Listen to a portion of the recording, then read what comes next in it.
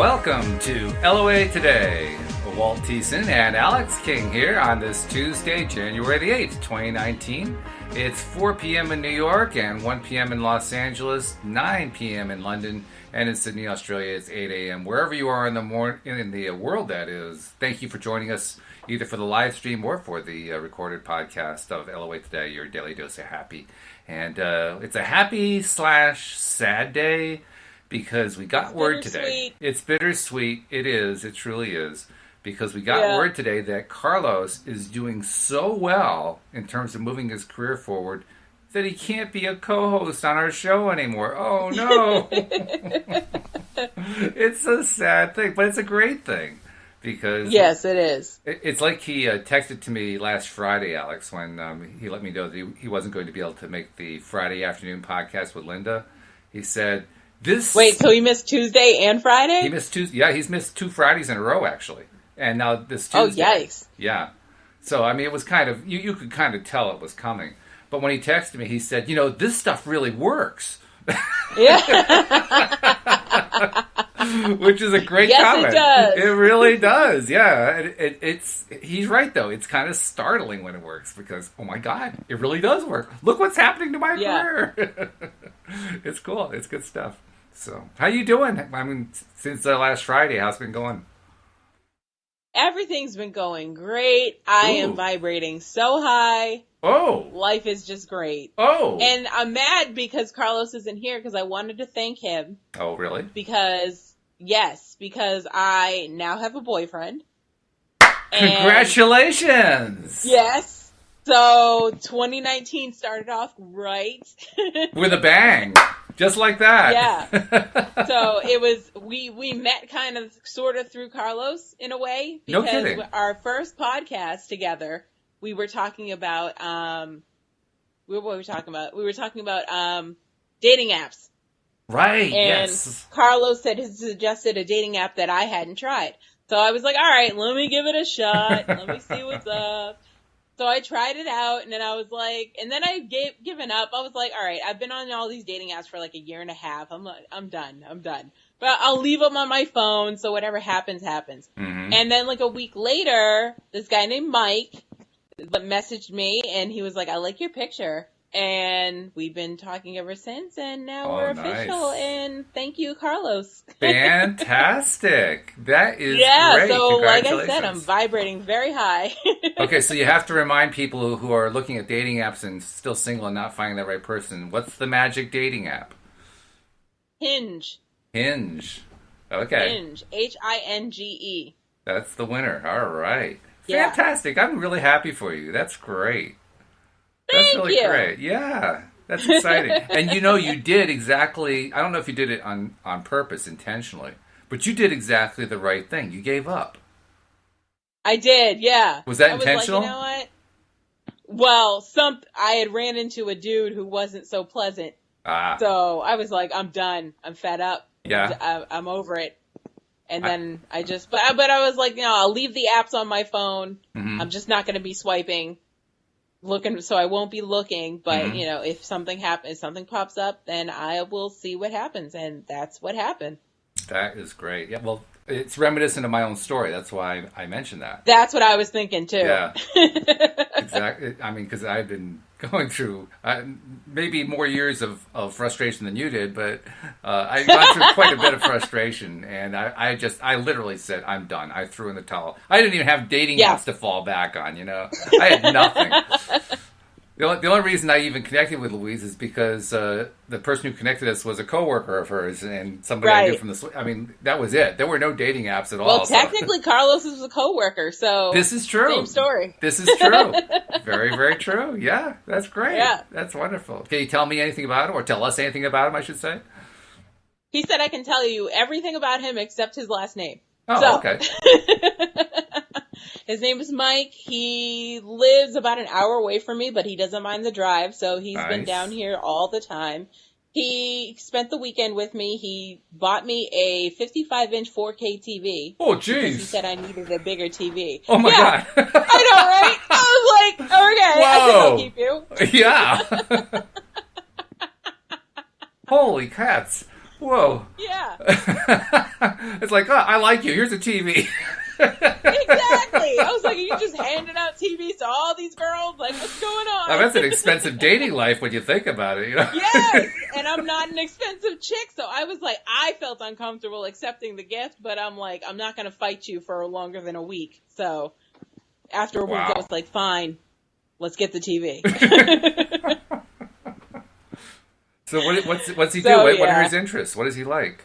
He does. He's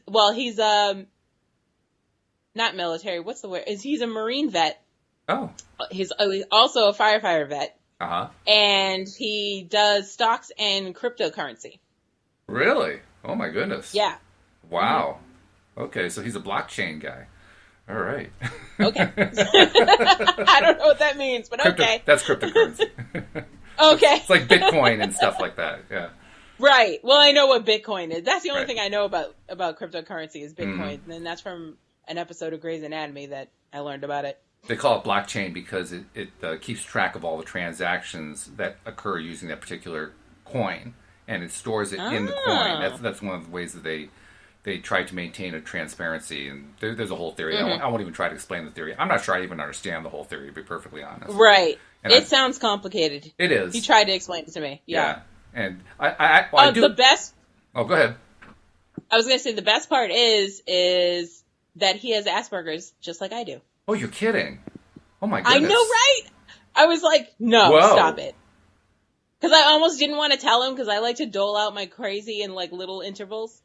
So So that wasn't part of what you guys shared on Hinge then. You didn't know this about each other. No, we talked for like maybe 4 or 5 sentences and he was like, I would like to call you. And I was like, okay. Mm-hmm. So we started talking on the phone for a couple of days and then he asked me why I have a nurse that comes every day. Uh-huh. So I said for med management. And he said, what meds are you on? And I gave him a list of my meds. And he said, well, what? And then he started Googling all my meds. So he's like, well, what is this for? And I was like, that's for something I'd rather disclose to you at a later date. And then he finally talked me into telling him. And I was like, I'm on the autism spectrum. He's like, well, what part? Because I have Asperger's. I was like, shut up. That's pretty crazy. Yeah. Right? Wow. Holy cow. I know. To quote Humphrey Bogart, of all the gin houses in all the world, how did you... Right? Seriously? I mean, that is really crazy. That is fabulous. I know. So that gives you something to talk about for sure. Because you have that in common. Definitely. We have so much in common. It's insane. Like my mom's saying, he's just like you. Like it's like having another you in the house. Oh, isn't that nice? That is great. Yeah. Mom loves him, so the dogs love him, so it's great. Excellent. So you guys have been out. Have you done anything, gone out and done like a fun date or something like that? He took me out he took me and my mother out for, oh my God. For New Year's Eve. Yeah. Holy cow. Yeah. Whoa. He took us out for New Year's Eve and there was a whole situation where I don't remember which episode we talked about this, but we talked about New Year's Eve, mm-hmm. about how I had how I have a fear of balloons. Right. And we went to this place that had like a balloon arch, like one of those really bad wedding arches. Right. And then, so, and the kids were popping the balloons and in the mall, they sound like gunshots because of the echo. Yes. So I'm just like freaking out, losing my stuff. And mm-hmm. he's just like, he's holding my hand, telling me to calm down. It's okay. And bought me a drink. So it was fine. That is great. Wow. But I don't like to people. So we don't do much going out, but he's just as lazy as I am. So he has no problem laying on the couch watching TV with me. That is fabulous. Wow. I am so glad you met Mike. That's really, really great. That just like warms me up. I know, I'm excited. You are excited. I'll keep you and the listeners posted on how it goes. I'm sure you will. Yeah. But this is great. Yeah. This has been a week full of news. I don't know if you heard last Wednesday on the afternoon mm-hmm. podcast with Cindy Chavez, we had mm-hmm. an email from a listener. Mm-hmm. And let's see, I'm confusing stories here. No, that's not the email from the listener story. This is where Okay. Nasha, who's one of our regular listeners, Right. let us know that Deidre, or Dee Dee, who's also a regular listener, was in the hospital. She was hospitalized and facing some possibility of emergency surgery. And it was going to happen probably in the next 24 hours. And so she was asking us for help. Can we in some way help Dee Dee to use the law of attraction to avoid having to do emergency surgery? Well, Cindy and I had been talking about Neville Goddard books. That's what we usually talk about. And one of the things we talked about was literally this idea of creating a vignette, like a little scene, right?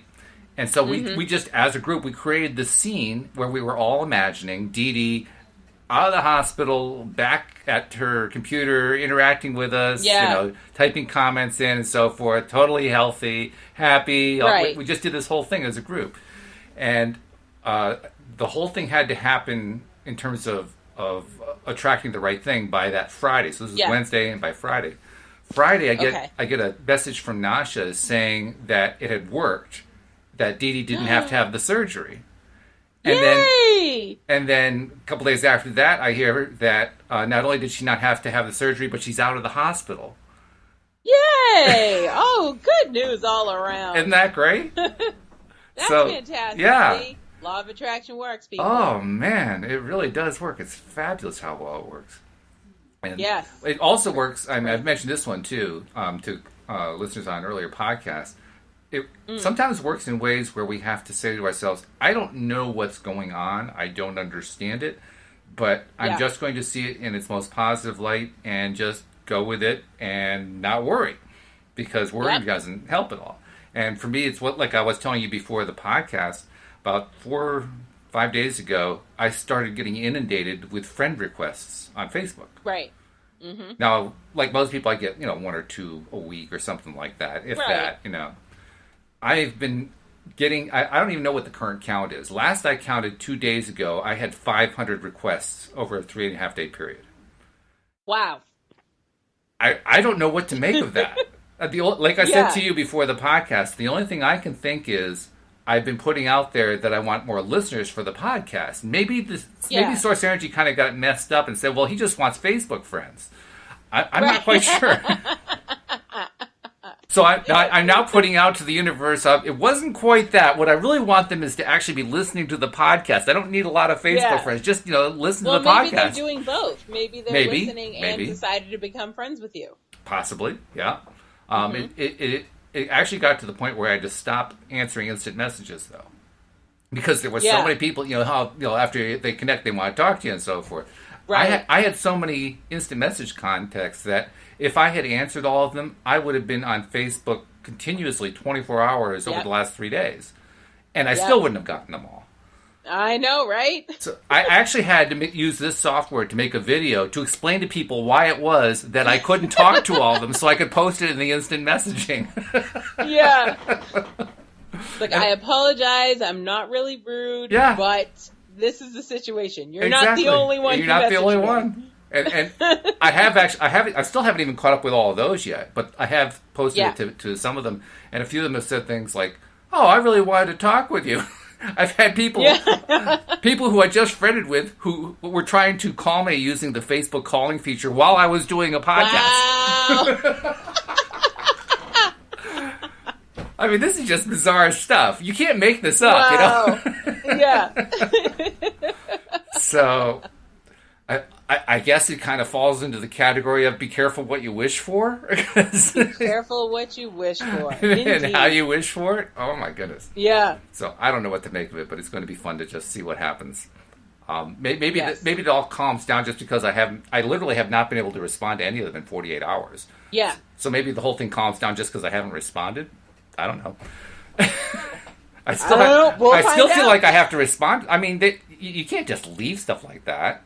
Probably some people do, but I feel like I have to respond to them. I think it's the right thing to do. So I don't know. Yeah. We'll find out. But I'll let people know what happens. I always respond to see what people want because I'm like, I don't know you. What do you need from me? Yeah. Well, I'm going to try to do it without being suspicious. If I can avoid being suspicious, that'll be a good thing. I'll just, Well, for you, it's okay because these are people that are listening to your podcast, and that's why they want to. But be I don't know friends with you, that. But I don't know that. Oh, that's true. That's true. In fact, a lot of them, when I included in the video that I made for them, the fact that I did a podcast, and the reactions told me they didn't know that. Oh, so where'd you come from? I don't know. Mm-hmm. How did they all find me? Because I didn't go after them. I don't know.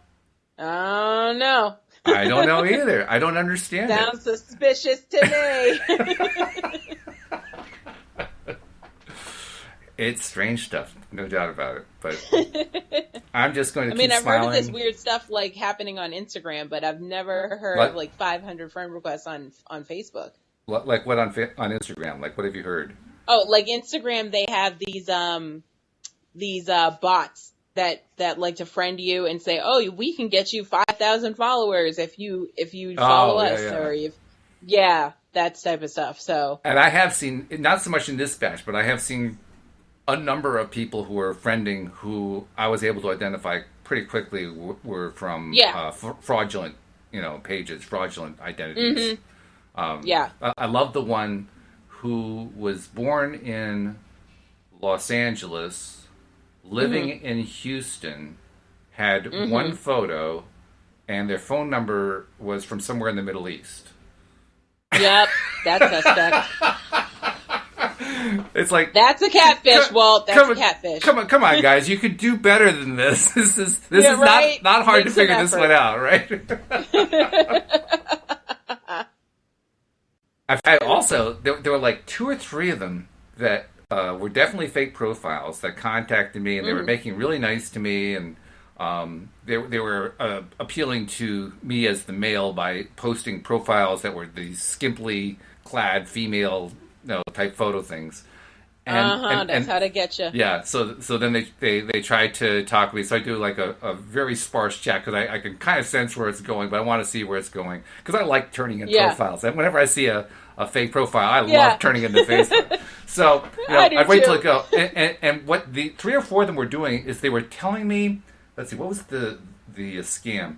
They were telling me that they had just gotten $250,000 from some famous person. I can't think who the famous person was, and they had heard that I had been on the list to get that $250,000 gift as well. Had I contacted them yet?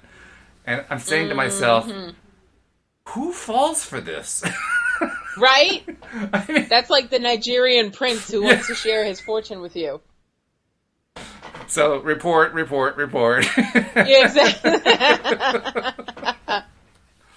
Ooh, I love reporting a scam. Ooh, they're fun. Makes my finger itchy. I'll read a newspaper article or magazine article online where they're using Facebook for the comments, right? And I'll see the scam comments in it. So it's like Mark spam, Mark spam, Mark spam, Mark spam, Mark spam.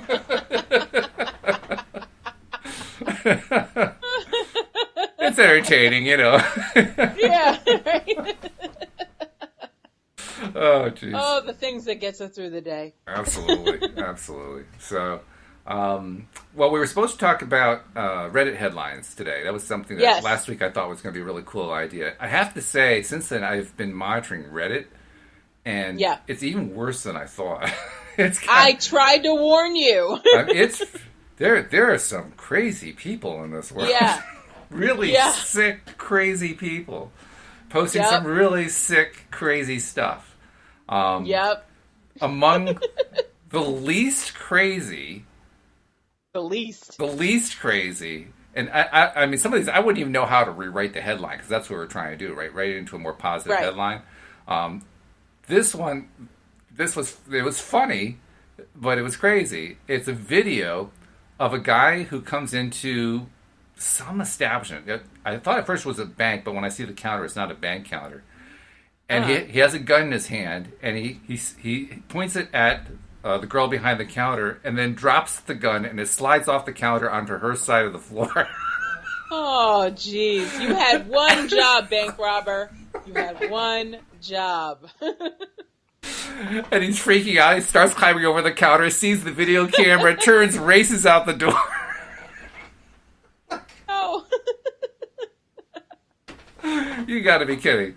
So, oh my God. now the headline they put on it was "Clumsy Little Thief." So I'm thinking, okay, so how do I turn this into a positive headline? The closest I can come to is, well, maybe he learned his lesson. I would say, lucky little bank teller. Yes, that's true. That's true. Except it wasn't a bank, though. I'm not sure what kind of establishment it was, but it was clearly... Well, whatever it was. It was not a bank, but yeah. Yeah. Anyway. So, yeah, and that's like among the better one. You know, some of them are just, make you scratch your head. Mm-hmm. One of them had a kind of interesting question. It says, what was your I can't believe this is happening right now moment of your life? And that's something that any person into being a deliberate creator could identify with. You know, so that seems like a good question. I mean, have you ever had one of those moments? Question. I can't believe this is happening right now. Have you had one of those, or more than one? Probably my first time on stage. Oh yeah. I was like, it was not even on stage. It didn't hit me till after. And when I got a standing ovation. Oh, nice. And it was my first 5 minutes, so I was like, I can't believe I just did that, and it happened. Oh my God. Because I couldn't believe how I totally got there by law of attraction. So it's just insane. What do you mean? What do you mean you got there by law of attraction? Well, all my life, people have been telling me, "Oh, you're so funny. You should do stand up." And I'm like, "Yeah, whatever." Yeah. You know, plus I love watching stand up. So I was just like, I never thought of actually doing it. And then one day, my mom's friend from high school decided that she was going to pay my mom a visit.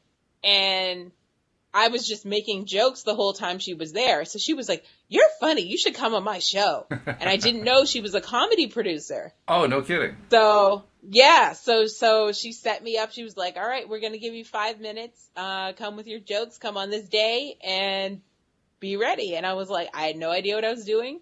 I just wrote stuff that happened to me that I thought was funny and put it in a relatable way and went on stage and couldn't believe it happened to me. That's great. This was like a club, or what kind of venue was this?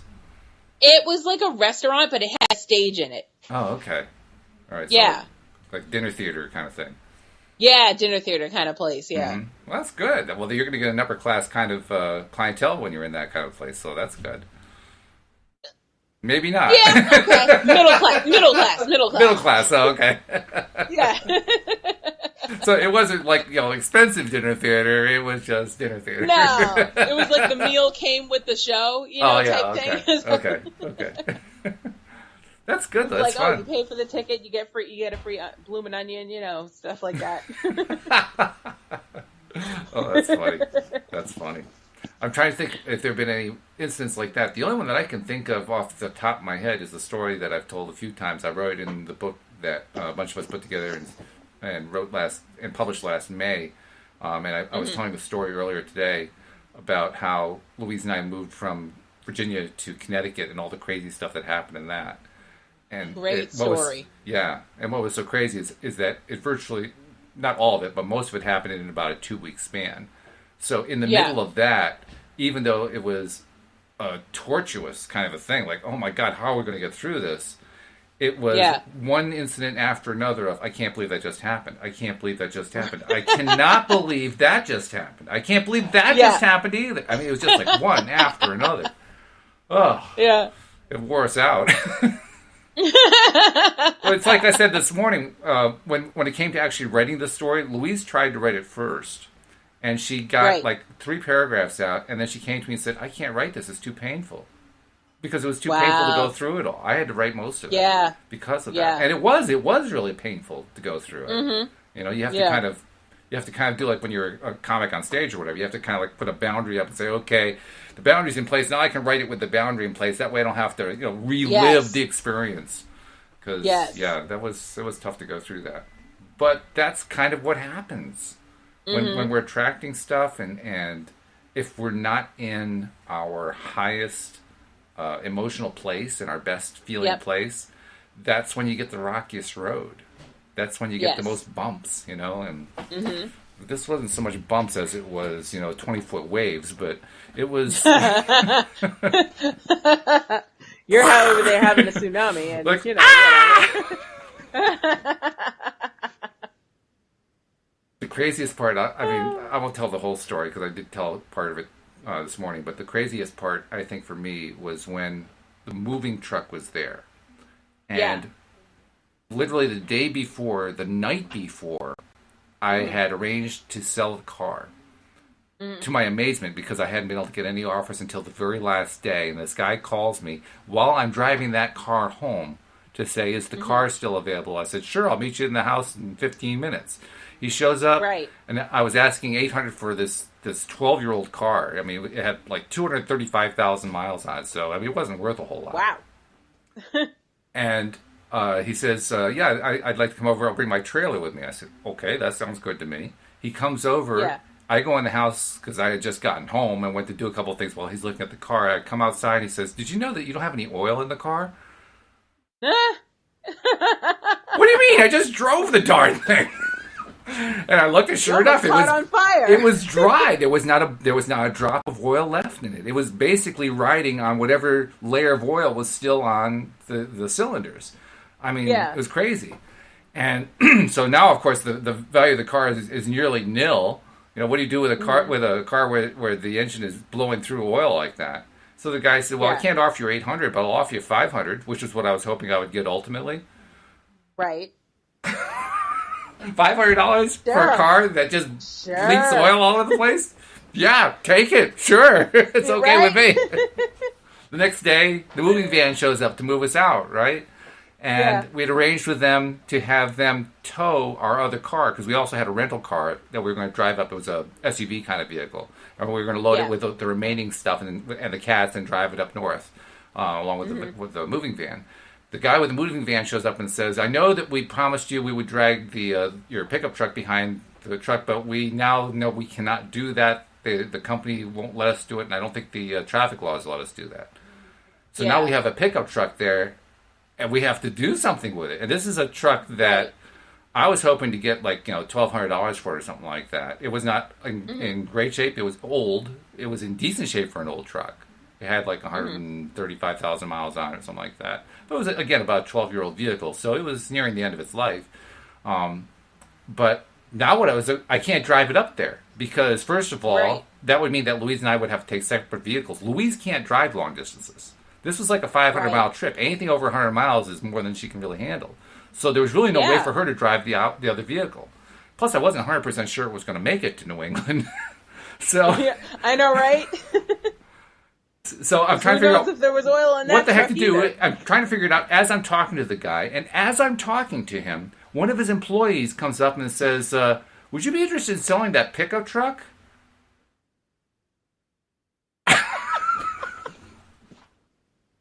Yes, universe. I mean, this is a clear example of, I can't believe this is happening right now. Yes. What? And so I said, yeah, sure, we'll consider it. What do you want to offer it? Well, I'll give you $1,500. Okay. But wait, there's more. The guy who wants to buy it doesn't have the cash with him. So he turns to the owner of the moving company who he works for and says, hey, I don't have the cash. Could you loan me the cash? And the owner says, I don't think the truck's worth that. I don't think it's worth more than $1,200. Will you take $1,200 for it? Deal. Okay, sure.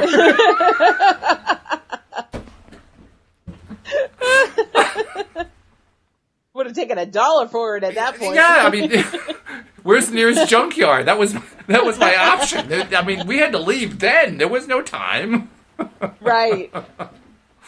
And that's just like one small segment. But look at how many, I can't believe this is happening. We're happening just in that one little story. It's crazy. Yep. So, yeah, they can be pretty wild. Insane. But that just goes to prove to you that the law of attraction is real. Hey, Jeffrey has a question for you. He says, how do you do comedy when you're not feeling funny?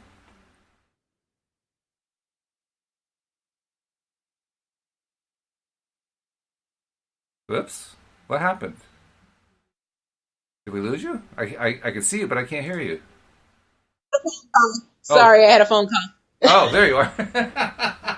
I try to tell people don't call me between 4 and 5, but nobody listens to me. Okay. What was the question from Jeffrey? The question was, how do you do comedy when you're not feeling funny? Well, that's why you write your jokes ahead of time. You write your jokes when you're feeling funny. Okay. And then it kind of, it's kind of fake it till you make it to the situation. Mm-hmm. But you get in your mode and you just get on stage. It's like being a whole different persona. So you just put your mask on and you do your job and you come right off and take your mask off and hopefully have a couple of free drinks that they give you. So that was my job. Okay. Well, kind of along that line, my question for you would be, when you're on stage and you're doing your comedy, mm-hmm. are you conscious that you are doing comedy, or are you just doing it? And I asked that because I was a musician. I used to play in rock bands, and when I was on stage, I lost track of all that. I just I just have to do the songs. I couldn't focus on anything else. So I was wondering if you had the same experience. I like to engage with the audience. Mm-hmm. So I felt like I was having a conversation with the audience. That's good. Like I was telling a story at a party. That's how I always felt. Mm-hmm. Okay. Yeah, that's good. And that's why it was so easy for me. That probably makes it easier for them to tap into you too. Mm-hmm. Yes. Yeah, I would think, because I remember. That's why I was so likable. So why did you stop? Agoraphobia. Okay. Yeah. Yeah, that'll do it. That'll do it. I mean, you could probably do a comedy routine on a comic who has agoraphobia, but it wouldn't be a real long routine. But like, I got 5 minutes, and that's it. Yeah. Like, I would engage with the audience so much, I used to have the audience tell me how much time I had left. Oh, that's cool. Yeah. So you had timekeepers, I'd be that's like, great. All right. Yeah, I'd be like, all right, somebody let me know when I have 30 seconds left. Very good. I like that. Just yell 30 seconds, and I'll be like, all right, thank you. Very good. I like that. Really good. Jeffrey also has another question. Were you ever heckled? Was I ever heckled? Not on stage, but behind. They thought they were doing it behind my back, because what happened was I was making a joke. It was a bad night because I had decided to drink my free drinks before I went on stage. Oh. Learn my lesson there. Yeah, you don't do that. No. Always get on stage sober. Absolutely. So I wasn't up to par to my usual self. Mm. So I made a joke that I went off script, and I made a joke about something I'd heard in the news like 20 minutes before I got on stage. And so it was dry. It was a little dry. And then, so I get off stage, I go to the bathroom, I'm in the stall, and I can hear these two girls talking about me. They were like, why did she make that joke? That was so rude. Da, da, da, da, da. And I was like, well, why didn't you just say it to my face while I was on stage then? And they were like, what? She's here. Oops. Oh my God. They like had to go back into the stall because they shit their pants. I wasn't quite done in here. Click. Yeah, exactly. Exactly. So that was the only time I was ever heckled. So, oh, okay. No. Okay. Well, Jeffrey wants to assure you that he would watch an agoraphobic comic. So if you ever decide to go back. A lot of comics have mental health issues. Is that right? It comes with the territory. Really? I didn't know that. Yeah. We all have something. Bipolar, manic depressive, what have you. How would that work for someone who's bipolar? Is that what Robin Williams did? I mean, because he would just shift from like one mood to another, bang, like that. Well, that's more like multiple personality disorder. And he could shift to a lot of them, that's true. Yeah. I think they counted he did like 53 of them in Aladdin or something like that in like a 20-second span. Like, yeah, oh. I saw that. He was a great. He was amazing. Yeah. That was truly a loss when he left. Jim Carrey too. Yeah. Yeah, very funny people. Very funny. Mm-hmm. But I didn't know that. It kind of makes sense, I guess, because when you're a comic, you're drawing from your life experience in terms of what you're talking about. So if you have something like that, that gives you some life experience that you can play off of. Yeah. If you can make fun of your own trauma, it just makes it enjoyable. Yeah, that's true. It's not It makes necessarily it easy light for you. for everybody else. Yeah. Yeah. We got Shelly laughing. She gave us an LOL, so you're doing well. Thanks, Shelly. I LOL all day, so I understand. That's good. Yeah, so you're not so much a professional comic. You're just like an everyday comic now. You just comedianize all day long. Yeah. Now, is Mike funny? Is Mike funny? He cracks me up. So you guys can actually get each other rolling then. Yeah. Oh, well, that could be fun. That could be a lot of fun. As a matter of fact, he made a joke. We were watching the show called Riverdale, and Luke Perry from 90210 plays the father on the father of one of the characters on the show. Oh, okay. So all of a sudden he comes out of the corner and he's creeping around and he goes, "I see you, 90210. You can't hide from me in that beard, Luke Perry." And I was like dying laughing for like 3 days. Oh my God. Yeah, because I woke up in the morning, went downstairs to get breakfast, and I'm still laughing about the whole Luke Perry thing. It's the joke that keeps on giving, I tell you. Yeah. That's great, though. That's fabulous. Actually, I also made another joke, but I'm not going to say it because it's inappropriate. So. Oh, okay. Yes. Well, we appreciate that. Yeah. Thank you. I will censor myself for this show. Yes. So, some things about new relationships should not be shared, and that's probably one of them. So.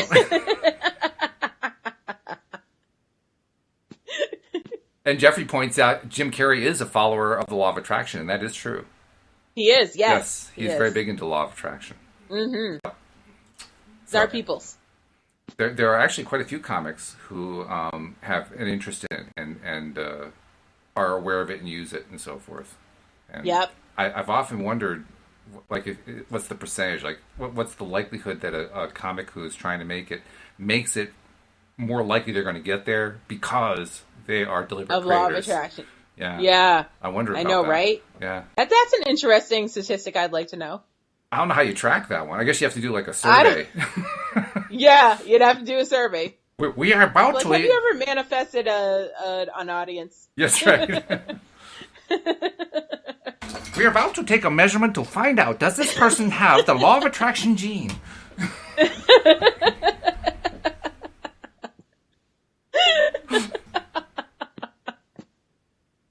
I can't, Walt. Hey, this is good. If I get a comic laughing, there must be something I'm doing right, I tell you. You're not doing wrong, I'll tell you that. Let's see, Jeffrey's got another comment. He says, Jim wrote himself a check for $1 million. Yeah, that's true. Before he was famous, because he knew he was going to be able to cash it. Yeah, that's pretty cool that he did that, too. Yep. Because, I mean, you could easily kind of get... that's one of those positive affirmation type processes you can do that can work for you or they can work against you. It just depends on how you handle it. Like, if you write yourself the check or you have you make a fake bill or something like that, and you're looking at it every day and you're interacting with it, but you're interacting it from the point of view of, I don't have this, you're turning it into a lack prop. But if you're turning it into, I actually have this and feeling like you have it, then you're turning it into a positive thing. Exactly. So it can go either way. So that's pretty cool. That's how I feel. It. Kind of, sort of the same way, but in a negative kind of way about the, you know how like if you go into a mom and pop store and they have that dollar bill hanging over their register, right, yes, like the first dollar they made. Yep. I was like, I feel like you're promoting that's all you're gonna make, like that's how I feel that's what you're saying. So I would put like $100 bill up there, make it really powerful. Yeah, I see what you're saying. Well, I can tell you this. There's a famous snowboarder, and I'm not going to be able to remember what her last name is. Her first name is Katie, and I can't remember what her last name is. She's won like lots of Olympic medals in the women's half pipe, and I can't remember her last name. I'm not into winter sports. I'm black, so. But she's from Mount Snow, Vermont, which is why we know about her, because her family owns a restaurant in the town just down the road from the mountain, and my wife used to be many years ago, back in her mid-20s. She was a ski bum. She lived up in Mount Snow. She worked days and then work nights and ski during the day and that kind of thing. Nice. And one of the things that she did was work at that restaurant. And at one point, she actually took care of the kids who owned the restaurant. And one of the kids she took care of was this girl who later became the Olympic snowboarder.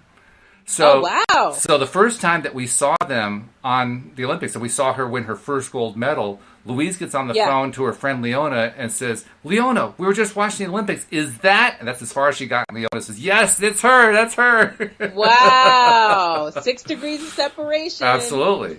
So anyway, after she won that medal, what's his name? Famous sportscaster. I can't think what his name is. He's perpetually young. He's 60 years old. He still looks like he's 30. I can't think what his name is. I don't do sports because I'm a girl. Yeah, well, there are some. Clearly, there are some girls who do sports. I mean, she won gold medals. There are girls who do sports. I believe there's a female sportscaster. I forget which sport. Bob Costas. Bob Costas. That's who it was. Okay. Bob Costas calls up this place. It's called TC's. Calls up TC's to talk to the parents of this girl who just won the gold medal. Wow. And he's talking to him on the phone, and you can hear all the patrons in the background. They're all excited because she won the gold medal and so forth. And he says, on the spur of the moment, he says, "I want to buy drinks on the house." Well, actually, he can't do that. In Vermont, it's actually illegal to do that. So they have really, they have some interesting laws up there to prevent excessive drinking. So there's a way they had to get around it. I don't remember what it was. So they said, "Well, we'll get around it this other way." And Costas says, "No problem. I'll send you a check." Well, he sent him the check. The check is framed and on the wall in this restaurant. Nice. Now that fits in with it was a good sized check. Exactly. It was like a 5-figure check. It was pretty serious. Check that was sent there. That's what I'm talking about. That's what you're talking about, yeah. So they followed your advice. Yeah, exactly. See? It's like I told you last week. I'm always right. Mm-hmm. You're always right, yes. I used to say I was always right, especially when I was wrong, but I like yours better, actually. No, just I'm always right. You're always right. The rest of that. Period, yeah. Just get it. Okay. So, don't see any questions. We got a lot of people who've been commenting. We don't see any real questions going on. So, I'm going to try to go back to the Reddit and see if I can find something worth talking about. Unless you've got any more, I can't believe this is happening right now, stories to tell.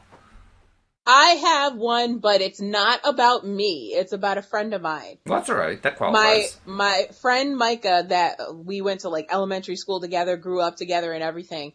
He is, I don't know if you've heard of, do you watch America's Got Talent?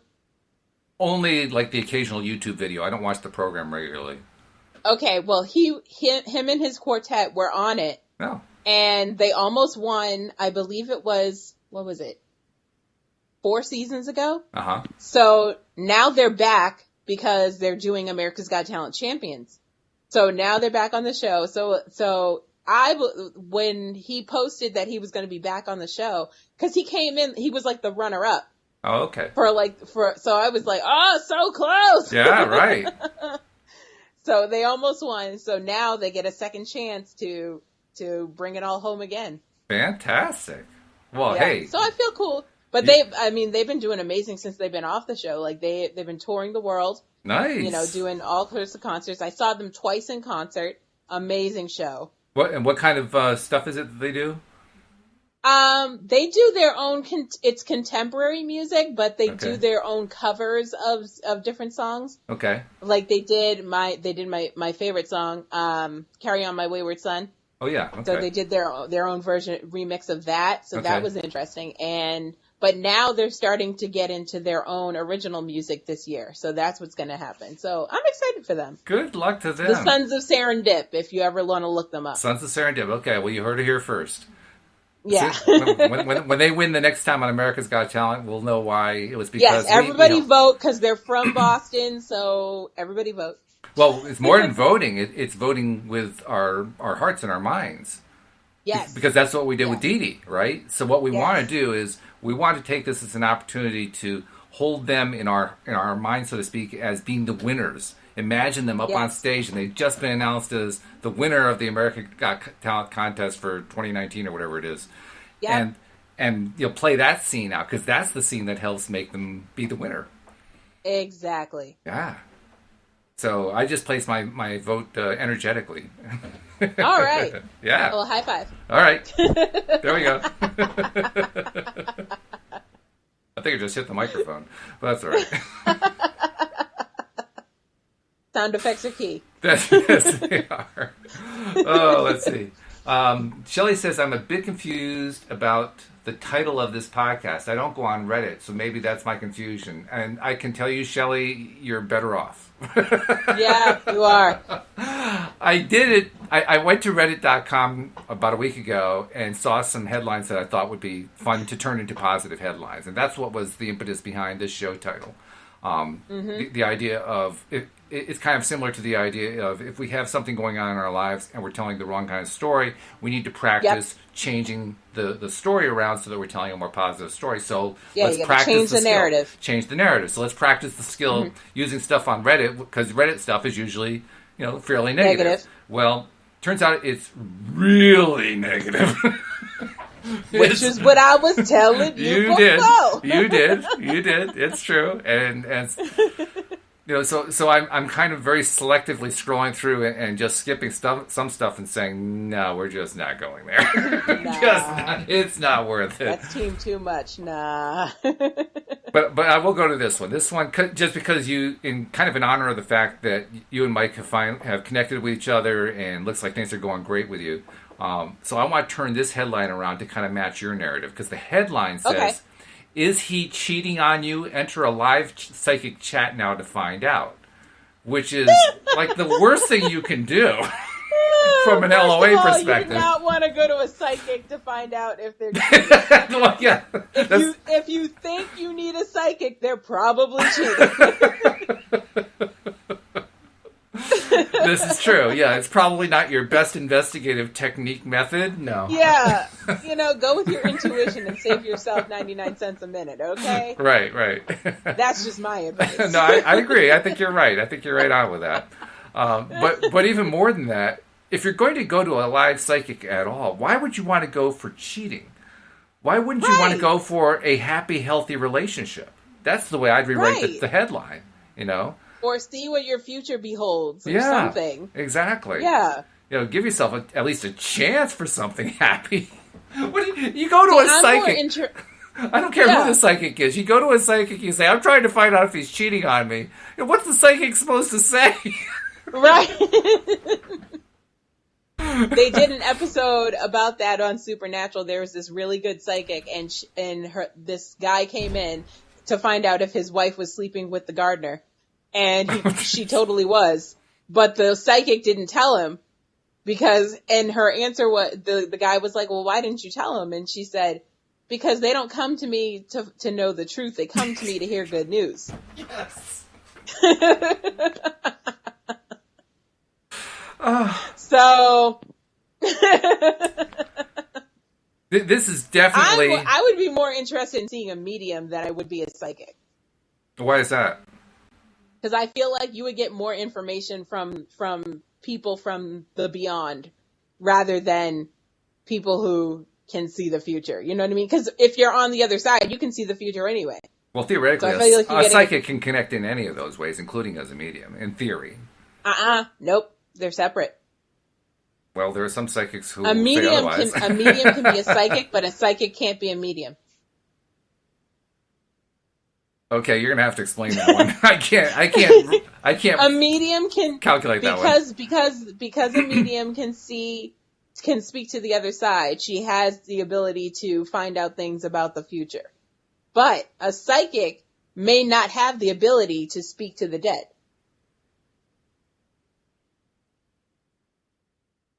Okay, for you, it's all woo-woo-ish. So you just. Well, no. It's more than that. It's more like if you can talk, if you can communicate with the other side, what difference does it make whether they were previously alive? You can talk to the other side. Period. End of story. No, but psychics can't talk to the other side. They just see things that forecome. I guess we have different definitions of psychics, because every psychic I've ever talked to is able to communicate with the other side. Okay, then they were mediums. Not according to them, they weren't. I'm just telling you what they're telling me. I don't make this stuff up. I'm going to Google it for next week. I'm going to Google it. Because I'm always right. I'm just saying. And I had a psychic tell me that. So Abraham agrees with you. You always get it right, and the road goes on forever. They say you can't get it wrong, and you'll never get it done. But then again, that also true. That applies to all of us. So we're always right, all of us. Right.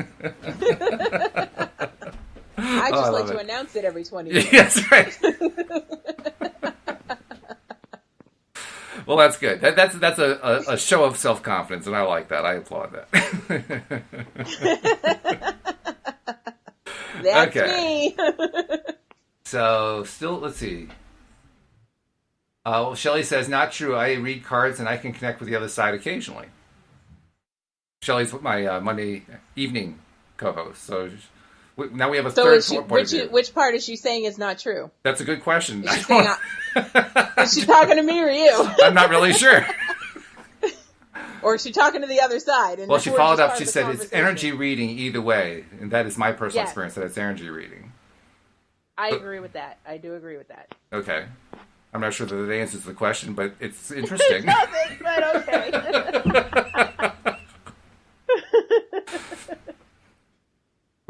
Shelley, you should probably just come onto the podcast so we can just talk this whole thing out. Maybe we can figure out, what are the right definitions, and where's the energy, where's the energy not, and all that kind of stuff. Right. In the meantime, I'm going to go back to Reddit and see if there's any other interesting headlines.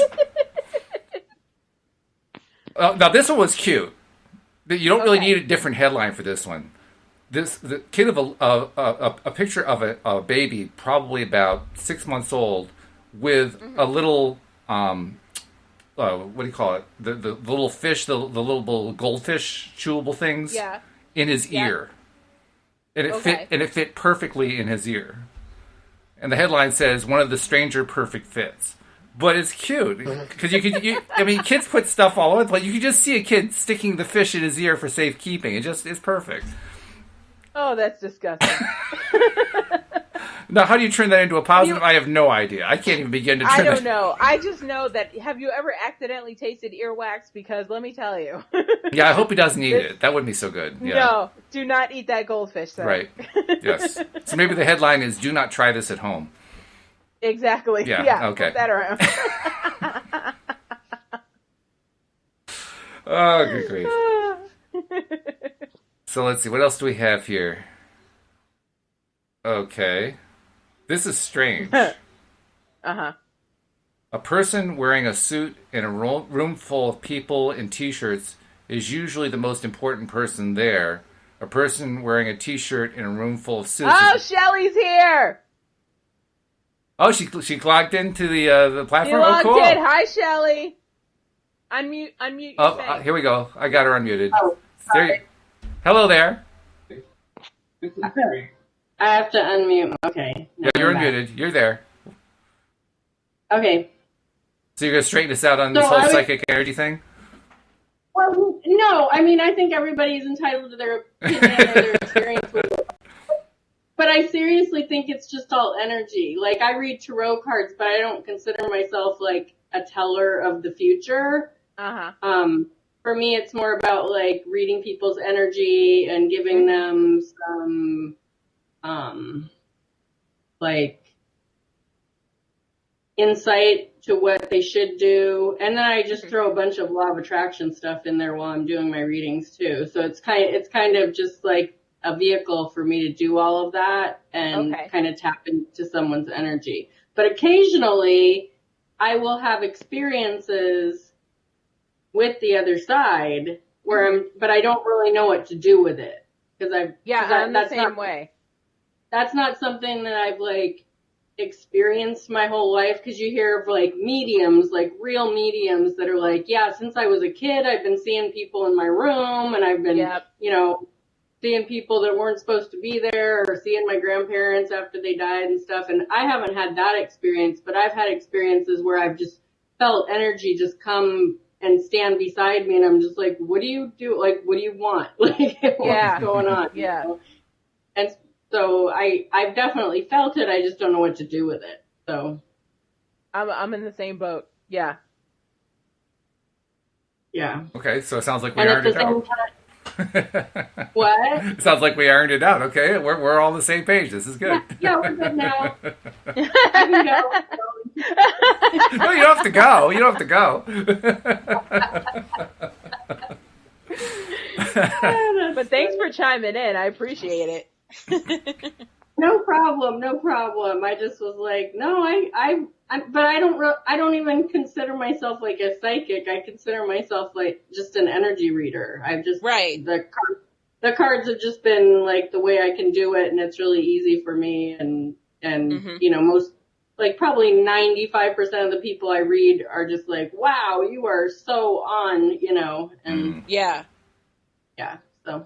I think when I think about very cool with this is my sister. Shortly after my father died, like within days after he died, this is back in 2008, got a message from him. Basically had a communication with him. And she definitely does not consider herself to be a medium at all.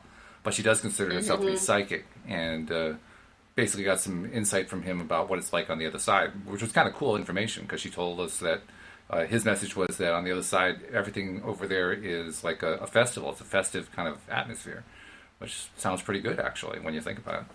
But sounds pretty sweet. Not that I'm trying to rush anything. No, but, me neither. But still, you know, it's nice to know. You know, it's kind of reassuring. Yeah, it is. Plus, when your father's just died, and three days later you find out that your sister got this message from him, and you believe that the message is genuine, that's also reassuring that Dad's okay. He's great.